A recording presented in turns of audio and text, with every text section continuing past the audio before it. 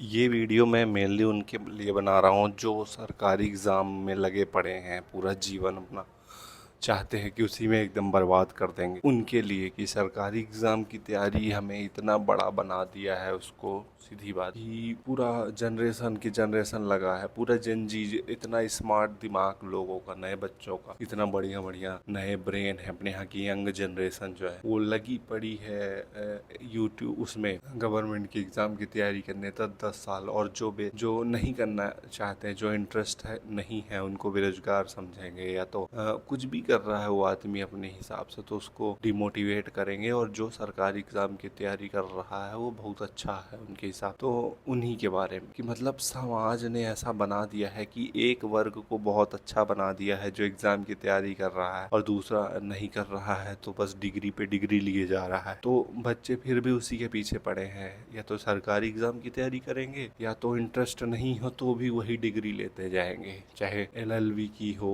चाहे मास्टर्स की हो। मतलब जो फील्ड में इंटरेस्ट नहीं है बस समाज के प्रेशर के कारण वो करते जाते हैं। और सरकारी मेन तो इसको इस वीडियो को सरकारी एग्ज़ाम को लेके ही बनाया हूँ कि सरकारी जॉब में आपका 1% से 2% चांस रहता है। इतना हाई कंपटीशन, हाई पॉपुलेशन के साथ हम कंपटीशन की तैयारी करते हैं, इतना कम चांस रहता है, फिर भी हम उसको हल्के में लेकर 10-10 साल पूरी जवानी हम सरकारी एग्ज़ाम की तैयारी करने में 20 से 30 साल की उम्र में क्या नहीं कर सकता इंसान। मतलब एक एआई का सॉफ्टवेयर, एआई टेक्नोलॉजी सीख कर क्या क्या नहीं कर सकता। लेकिन वो बंदा सरकारी एग्ज़ाम की तैयारी में लगा, 30 साल के बाद वो कौन सी आईटी टेक्नोलॉजी चीज़ें सीख पाएगा, या सीख भी लेगा तो अच्छी चीज़ है। लेकिन 30 साल तक क्यों वेट करना है? 1-2 साल दिया नहीं हुआ तो आप कन्वर्ट होके दूसरे फील्ड में क्यों नहीं जाते? ये मेरा विचार है कि मतलब हम केवल एक ही चीज़ को लगे पड़े हैं। एक तो एग्ज़ाम का भी टाइम इतना स्लो है, 1-2 साल तक तो वैकेंसी का ही प्रोसेस में ही लग जाता है। एग्ज़ाम आया, नोटिफिकेशन, प्री मेंस, आपको व्यस्त रखा जाता है पूरा उसी में कि जिससे आप किसी भी चीज़ के लिए डिमांड ना करो। तो लगे हो आप 10-10 साल, 15-15 साल, मतलब 35 की एज तक आप यूपीएससी की तैयारी कर रहे हो। लेकिन उसमें 1000 लोग का हो गया तो हवाबाजी चालू कि हमारी कोचिंग से हुआ है और हमारी कोचिंग अच्छा सिलेक्शन रेट है। और कोचिंग माफिया भी आपको ऐसे ही वो करेगा, भड़काएगा कि आप कम से कम एक ही सीट तो चाहिए आपको, तो आप लगे पड़े रहो उनके साथ, उनकी कोचिंग का पैकेज खरीद लो। तो ये सिस्टम आपको एकदम डाइवर्ट करने की कोशिश में लगा और आप भी उसी चीज़ में फंसे रहते। मैं तो बोलता हूँ कि 1-2 साल नहीं हुआ तो आप सीधे दूसरी चीज़ में तैयारी करने में लग जाओ। कोई सीखो, एआई सीख लो, कोई अदर फील्ड में जो आप करना चालू कर दो और स्किल बेस्ड काम करना स्टार्ट कर दो, तो वो ज़्यादा बेटर है कंपेयर टू जो सरकारी में पूरा ज़िंदगी लगा देते हैं। आप अपना प्लान बी प्लान करके ही तैयारी करो, यदि करना भी है तो प्लान बी भी रखो। ऐसा ना सोचो कि मुझे एक ही सीट चाहिए, सबको एक ही सीट चाहिए। आप एक सीट के चक्कर में कितनी सीट बढ़ जाती है। मतलब 1000 सीट है, आप सबको एक ही सीट ना चाहिए, यही सोच सोच के सब आ रहे हैं और सब अपना मेहनत कर रहे हैं। लेकिन इतना वास्ट सिस्टम हो गया है कि मतलब आपको कितना भी पढ़ लोगे, कोई ना कोई आपसे ऊपर होगा ही। कितना भी आप भी बन जाओगे टैलेंट, तभी ना 1000 बंदे हो रहे हैं। और ये भी सोचो ना, ये तो मोटिवेशन की बात है, आपको मोटिवेशन एक तो इंजेक्शन की तरह दिया जा रहा है यूट्यूब वीडियो बना बना के, ये कोचिंग सेंटर वाले उनके माया जाल के चक्कर में। लेकिन मोटिवेशन वहाँ काम नहीं आता।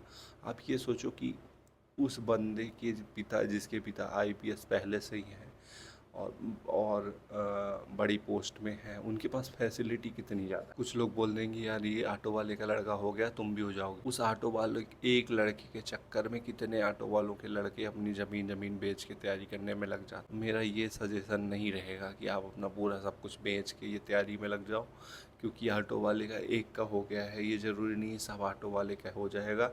फैसिलिटी लोगों के पास बहुत ज़्यादा है, यहाँ आईपैड क्या क्या सुविधा लोगों के पास रहती है। आप तो कम से कम गर्मी में, मिडिल क्लास फैमिली गर्मी में बैठ के तैयारी करता है तो उसका भी मेंटल स्ट्रेस पड़ता है।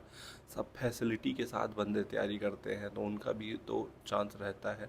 दूसरा ये डिजिटल जो सिस्टम है, मोबाइल, यूट्यूब, इसके थ्रू पढ़ाई जो कर रहे हैं, तो आप कितना भी पढ़ लेते हो लेकिन बीच बीच में डिस्ट्रैक्शन आ ही जाता है, और साथ में इतना कंपटीशन। तो मेरे ख्याल से 1-2 साल से ज़्यादा तैयारी में लगाना ही नहीं चाहिए, क्योंकि यदि आप लगाते रहोगे तो फिर तो वेस्ट ऑफ टाइम है, उसमें चांस 0%, 0.1% है। हो गया तो हो गया, नहीं हुआ तो फिर कोई काम के भी नहीं रह जाओगे। और दूसरी चीज़ कि हम इतना घुस क्यों रहे हैं इस फील्ड को, इतना घुसना मेन तो यही है कि समाज ने जो बना दिया है, ये बाबू, हर आदमी को अपने आप को सर बुलवाना है, हर आदमी को समाज में इज्जत मिल जाती है।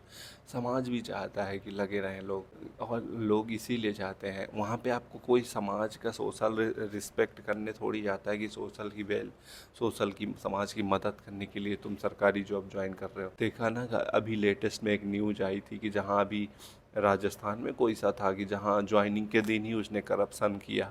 तो ये एक्स्ट्रा मनी अर्निंग के लिए भी लोग जाते हैं, ज़्यादातर यही प्लान रहता है।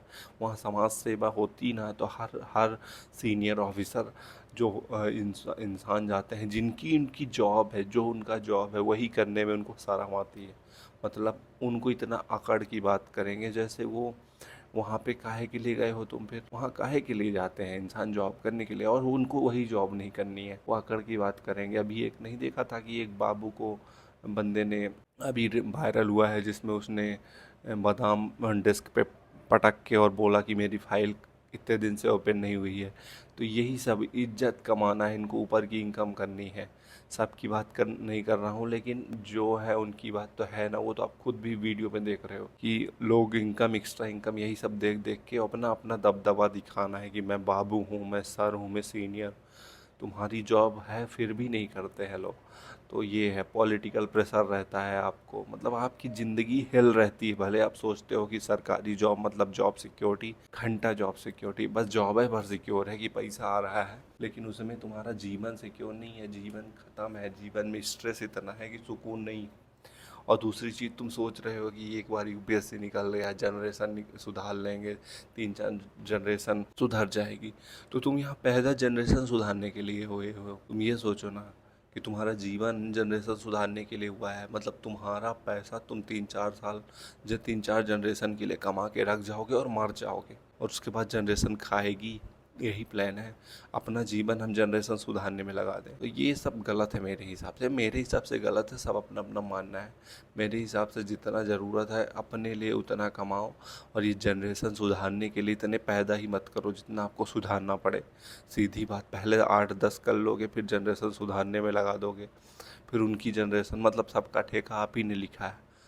मतलब इज्जत ना जाने के बाद अब कहीं नहीं होनी है, ये ध्यान रखना।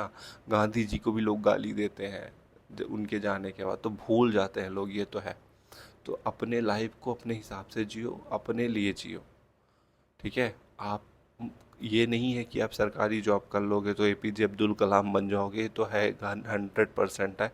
अपने लिए ही कमा रहे हो तो खुद के लिए कमाओ, जब इतना ही है तो तुम जन अपना खुद, तुम या तो एपीजे अब्दुल कलाम बनोगे नहीं कि पूरा समाज की सेवा करोगे, ये तो 100% है। तो तुम अपने परिवार के लिए जो तुमने पैदा किया उन्हीं के लिए करोगे, तो इससे अच्छा उनको भी छोड़ो, अपने लिए खुद बस करो। अपने खुद का सोचो, अपना जीवन जियो, पूरा विश्व वर्ल्ड घूमो, ट्रेवलिंग करो, हेल्थ पे फोकस करो, अपना खान पियन सही करो जो मार्केट में सही नहीं है। ये सब सरकारी जॉब में 10-10 साल स्ट्रेस में मत जियो कि पता चले कि जॉब करने के बाद आपको बीपी और शुगर की बीमारी लग गई, हाइपरटेंशन।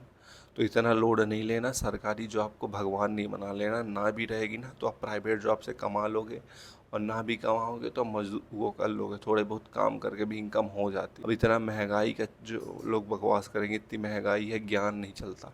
महंगाई है तो तुम्हें वही चीज़ खरीदनी है जो महंगी है, तो फिर वहाँ तो तुम्हें ऊपर की इनकम करनी पड़ेगी।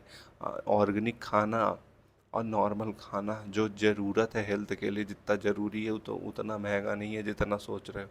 अब तुम्हें बड़े बड़े मर्सिडीज और लैम्बोर्गिनी में चढ़ना है तो फिर तो तुम्हें कमाना पड़ेगा, उसके लिए कोई ये चैनल भी नहीं है वो देखे कोई सी बड़ी ब्लॉगर जो महंगी महंगी गाड़ियाँ चढ़ते हैं। हम तो बेसिक लाइफ स्टाइल जीने के लिए वीडियो बनाते हैं, और जिनको अच्छा लगे तो लाइक कर देना, जिनको ना लगे तो डिसलाइक कर देना, और जो मन हो तो करते रहना। Thank you so much for watching this video.